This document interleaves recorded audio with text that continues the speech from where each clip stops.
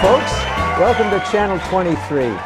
This is a wonderful station, and we're sponsored by Intrepid Potash, and we're coming to you from the beautiful, and I must say very beautiful, Foundation building here in Carlsbad. And the weather is always beautiful in Carlsbad, and today we're very pleased to have with us a very lovely young lady. Her name is Cassie Parks. Cassie, welcome to Channel 23. Thank you for having me. This program, by the way, did you know what the name of it was? I don't remember. The Faces of Carlsbad. Yes, and when they see your lovely face, they're going to say, I know that woman, or I've seen that lady somewhere. But anyway, and the program's called The Faces of Carlsbad, so they're going to have a nice, they're going to enjoy just looking at you, even if you don't say anything. See? Well, what we do in this to make you feel good is we start in the early days telling a little bit about your grandparents, where they were born and where they were raised, and then your mom and dad, and then we bring it up to you. Okay. And then we go from there. Is that okay? Yes, sir. Oh, good. We want to make you relaxed. That's the key thing. Are you relaxed? Yeah, you're relaxed. I will try. Okay. Tell us a little bit about your grandparents. My grandparents, I've only met my grandparents on my father's side once, and it was when I was about 10 years old. I think I was around about the 3rd grade, and they live in New Zealand. Wait a minute. New Zealand? Yes, New Zealand. Where in New Zealand? They live on the North Island. Yes. And at the time, they were in Egmont Village, New Plymouth. Well, the reason I stopped you there is because I've been to many countries.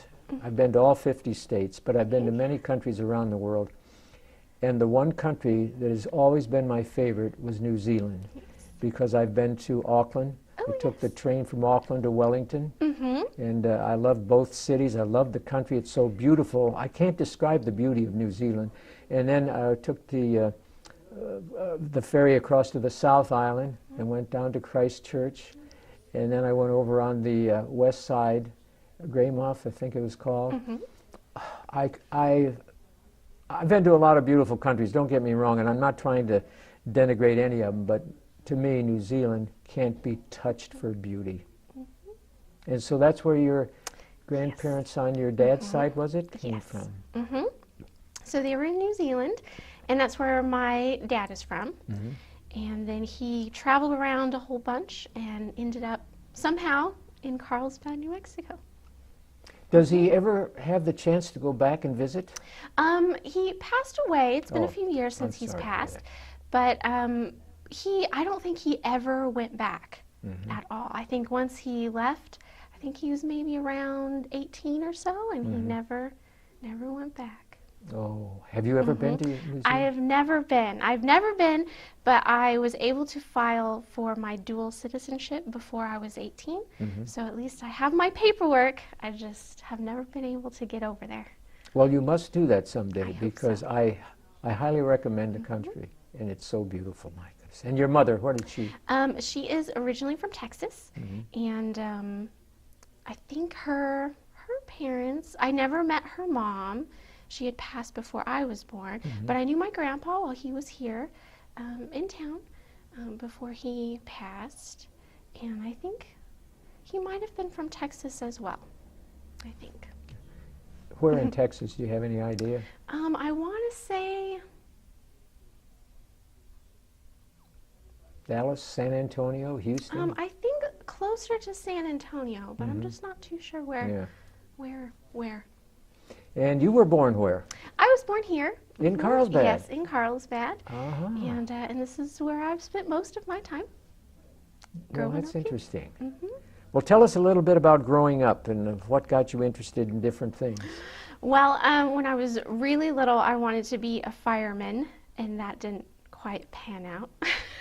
A fireman, huh? Yes, I wanted to be a fireman. What drew you to that particular job? I think it was just when I was little, definitely my idea of what a hero is.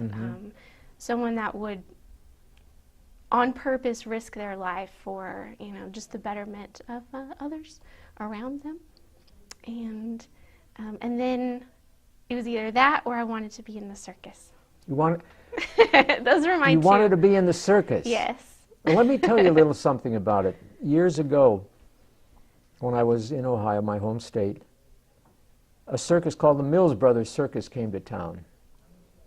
And I was getting so tired of getting spankings from my dad for misbehavior that I went up to the circus that one day and asked if there's anything I could do to help. And they said, yes, you can feed the elephant. So I got all the food for the elephants, and I took it over, and the job never stopped. And by the end of the day, I was so exhausted, I said, this is not for me. But I almost took off with the Mills Brothers Circus. So then when did that start to ebb? Maybe around middle school, and once I started high school, I took theater class all throughout high school, and I had Manny Bemis as my teacher. And I think that's where it just started, just learning a lot more about different types of theater and different ways of performing.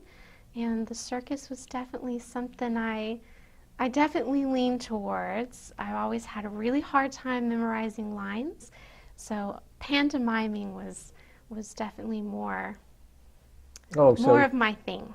Well, were you in any of her plays? Yes, I was, again, throughout high school, and mostly worked on set and sound and lights.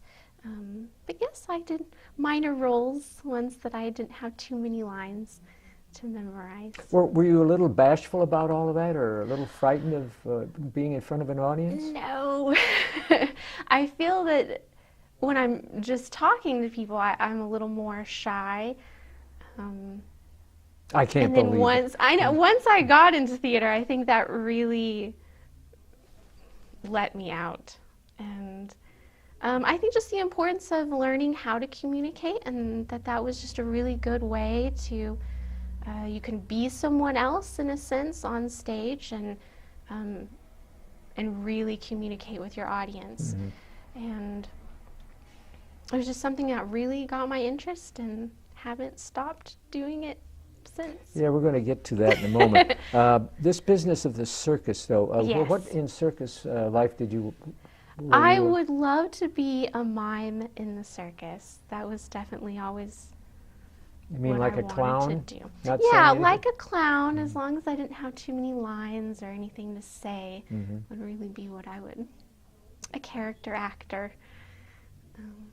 Did you ever see a circus? Were you ever... I've seen smaller, that just travel through. I've seen one Cirque du Soleil show, and it was in Las Vegas. Wasn't that terrific? And it was fantastic. It was Yes, fantastic. I was right on an aisle, so they run right next to you and look at you, and it was great. Oh, that's wonderful. It was fantastic. That's terrific. So anyway, that passed away. You were talking about the fireman role. Yes. Did you ever watch that show on television back in the 70s or 80s, maybe the 90s, called Emergency? I remember the show. And I used to watch reruns of it because it would come on right after the reruns of Dr. Welby. Well, they're now on a different channel. They're on channel, I think, 75 if you're on the cable, and we're on channel 23. So, and it comes on every afternoon, I think around 2 or 3 o'clock in the afternoon, and it follows, well, let's see, Dragnet with Jack Webb. Yes. And then that wonderful show, the one with the police cops, 12. Yeah, I can never remember things when I need to. But anyway, and right after that is Emergency. Comes on. So have you seen that lately? Yes. I haven't seen it lately, but I've seen a few episodes. Yeah, and it brings back nice memories for you, doesn't it? Oh, that's terrific. So anyway, as the years passed, you graduated from high school. Yes. And then what did you get involved in? After high school, I went to college in Portales at Eastern, and I studied theater and art mostly there. And I focused on technical work, design, lights, sound, set was my emphasis for my degree. But we learned to do a lot of different things, and it was just a really super great program. Even things that you didn't really feel comfortable doing or wanting to do, it was great to experience those things. So even as a technician, we would all have to audition for every single dance show and every single play, and sometimes we would get cast. And wow. Are you also a dancer?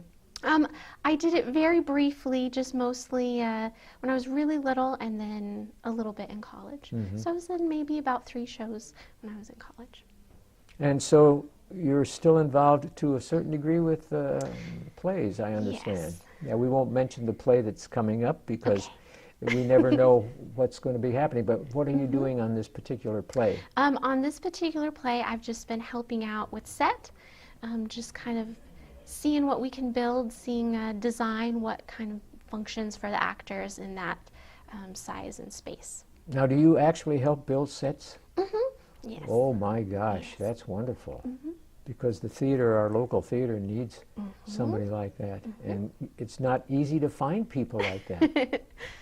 That's wonderful. Well, of course, you've been working with different play directors. I understand that Mr. Tozier is one that you've been working with recently, and he's quite a guy, isn't he? He is, yes. Very knowledgeable man, very knowledgeable man. So what are you doing now in your regular job? Well, regular job, I am now at the museum here in Carlsbad, and I recently got promoted as the assistant director, but I've really just been continuing a lot of things that I started working on there, advertising and helping with education.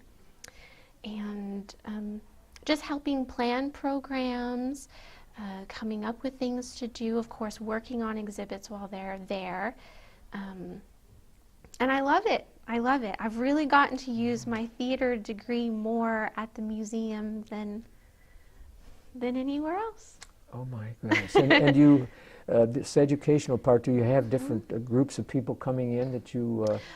Well, we're always open to take tours for anybody, not just schools, but of course we welcome, school groups.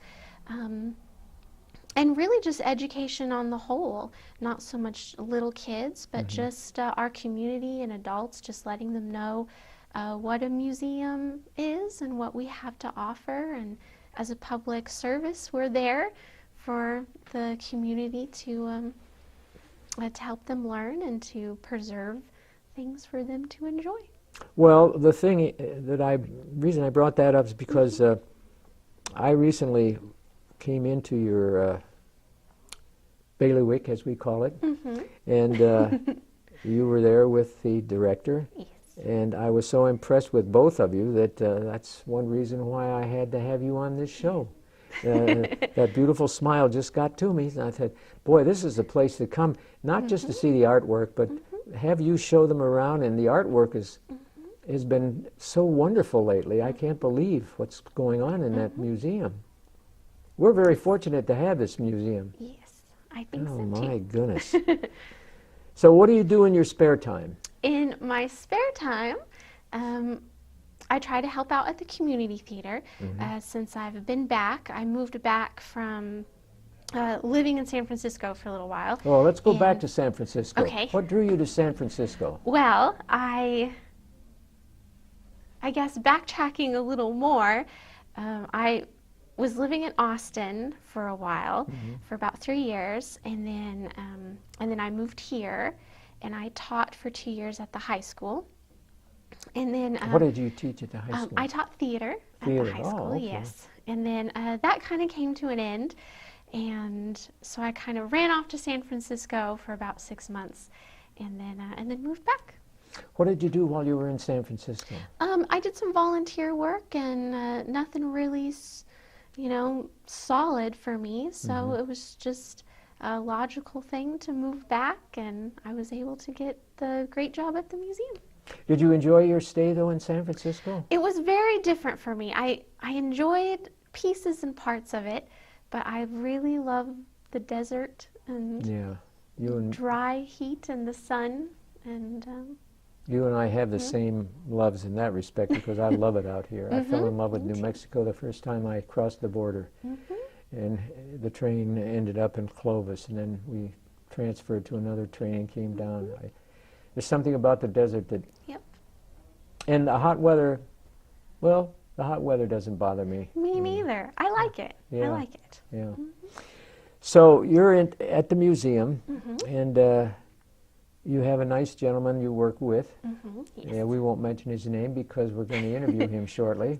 And and the staff is so nice. Yes. One of the young ladies from Slovakia, we interviewed a while back, Susanna, and she's always so nice when you go in there. The whole staff, they treat you like you're somebody from England, royalty coming in, you know, and that makes you feel good. Good. Well, talking about what do you do in your spare time? Do you read a lot? Yes, I do like reading, and recently I started playing with the community band. Oh, what do you play? I play the trombone. Well, for goodness sakes. Yeah. You're a very talented person. I've played for a while, so I'm a little rusty right now, so getting back into it and trying to remember everything. Wow. Remembering things, I just remember the name of that police, Oh, yes. Adam 12. Yes. Yes, and that's the emergency about the fire department follows that show, yeah. Well, so you play the trombone. Yes, sir. Do you play in one of the groups here in town? Well, I don't, but there's a little group of us that gets together and we play jazz together. And so it's a little harder for me jumping back on that bicycle, but it's been really fun, definitely. Are you familiar with some of the big bands in the past? Yes. Did you ever hear of Stan Kenton? That was my favorite band. Yeah. And I remember I used to get his records, and I'd go up into the bedroom on the second floor, and my dad would get so mad. He said, "Turn that miserable music off and get something decent on there." I just ignored him. I just Stan Kenton to me was outstanding. The orchestra, everything, the music, his piano playing, you name it. Yep. So anyway, a trombone, that's amazing. Tommy Dorsey was a trombone player, one of the great orchestra leaders also. Who knows, you might become known as the famous Cassie Parks and her orchestra. Yeah. That'd be great. That'd be great, wouldn't it? So what kind of books do you read, by the way? I like nonfiction books, anything about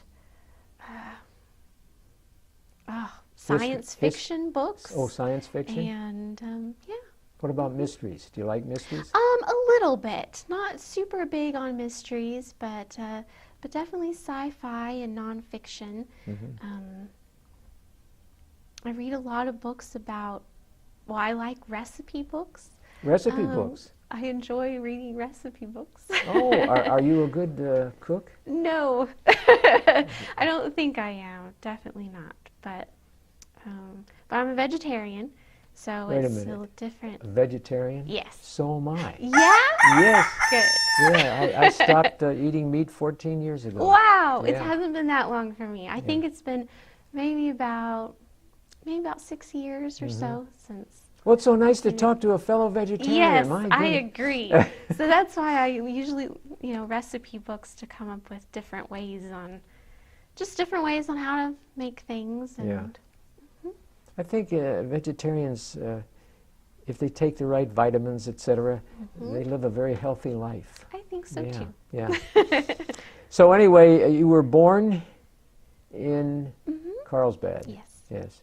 And what schools did you go to before you got up to the high school? I went to Sunset Elementary. That's where I first taught. And yeah. oh yeah. Yeah. And that was still when kindergarten was part of the elementary school. Right. So I went there, and then I went to PR after that, and then just from PR I went to the high school. high school. Yeah. Well, I'll be darned. Now, how many years ago were you in elementary? I'm not the elementary, but in the PR labor. Maybe around 97. 1996. Did you ever see the Martin Luther King talent shows that came there? Yeah. Yes. Yeah, I was always involved with those somehow. You remember seeing me there? I do. Oh, I probably scared you. No. Were you involved in any of the? No, as a- I never did any of them. I guess I wasn't very gutsy at that time. Well, you could have gotten up there and danced and played your trombone at the Yes. same time. Yes. That would have been exciting, wouldn't it? Well, in this theater productions that have been coming up through the community theater, what things do you really get the most excitement out of? Well, I really love making sets. That's something, scenic work is just something that I've always really enjoyed doing. And yeah, I think that just, trying to be creative, trying to come up with, this is what we have, this is our size of space to use, and really making that work and fit what the playwright already laid out for you. And Mr. Tozier is pretty good about laying things out. Yes. Yeah, he is. He's a very nice set man. Well, I'm going to have to mention that to some of these other directors, because you don't mind overworking, do you? No, I am really good at that. I'm really good at overworking. And it doesn't slow you down in one bit, huh? No. Oh, that's great. Then you can go home after it's over around 8 or 9 o'clock every night and sit there and read one of your cookbooks. Yes. Well, what's this museum that you work for? They change the shows every so often, don't they? Yes. And between Mr. Morgan and yourself, you come up with different ideas? Yeah, we all are really encouraged. Dave encourages us to look at new exhibits, always be looking for new exhibits or what we think could develop into an exhibit. And we just share those ideas with each other and then kind of see what works and see what fits our schedule. Do you get ideas from other museums? Oh, absolutely, yeah. What other museums have, what kind of programming they do. Yeah.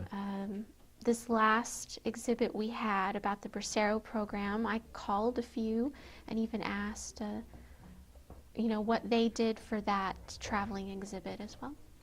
That turned out to be quite successful too, didn't it? Yeah. Yes.